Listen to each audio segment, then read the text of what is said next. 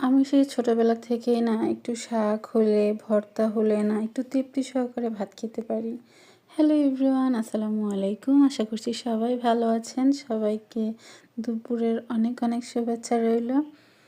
তো বলছিলাম শাকের কথা।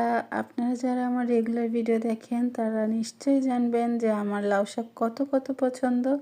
এই শাকটা আমাকে জাস্ট সেদ্ধ করে দিলেও না আমি খুব মজা করে খেয়ে নিতে পারি। আমার কাছে এত ভালো লাগে।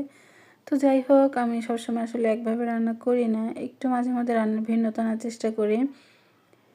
তো যখন আমার শরীরটা মানে একটু আছে না কিরকম ম্যাচ করে এই করে, তখন দেখা যায় কি আমি লাউ শাক এনে এরকম একটু মাখো ঝোল করে ভাজিটা করি।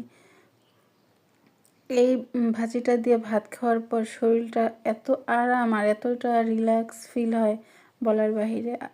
অনেকেই আসলে দেখা যায় মাংস ছাড়া ভাত খেতে পারে না, তাদের নাকি মাংস না হলে ভাল লাগে না। এক সপ্তাহ সবজি খেলে, শাক খেলে তাদের মুখে কি হয় আল্লাহ জানে।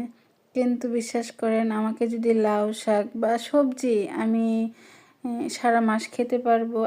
কিন্তু এমন না যে আমারও মাছ মাংস খেতে ইচ্ছা করে না, করে। তবে আমাদের মতো মধ্যবিত্ত পরিবারে তো আর রেগুলার মাছ মাংস হয় না। দেখা যায় ম্যাক্সিমাম সময় সবজি খেতে হয়, খুব সচরাচর কমই মাংসটা আনা হয়, মাছও খাওয়া হয়।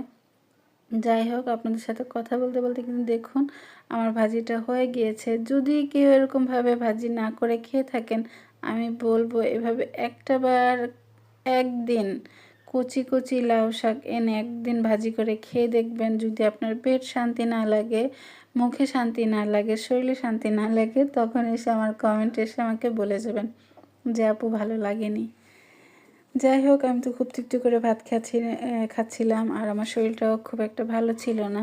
তার জন্য আরও আমার যখন শরীরটা খুব একটা খারাপ লাগে তখনই দেখা যায় কি আমি লাউ শাকটাকে এনে এরকম মশলা টশলা ছাড়া অল্প তেলে এরকম করে ভাজিটা করে নিই। তখন দেখা যায় আমার খেলে শরীরটা একটু ভালো লাগে, পাতলা লাগে, শরীরে একটু এনার্জি পাই আমি। যাই হোক, আল্লাহ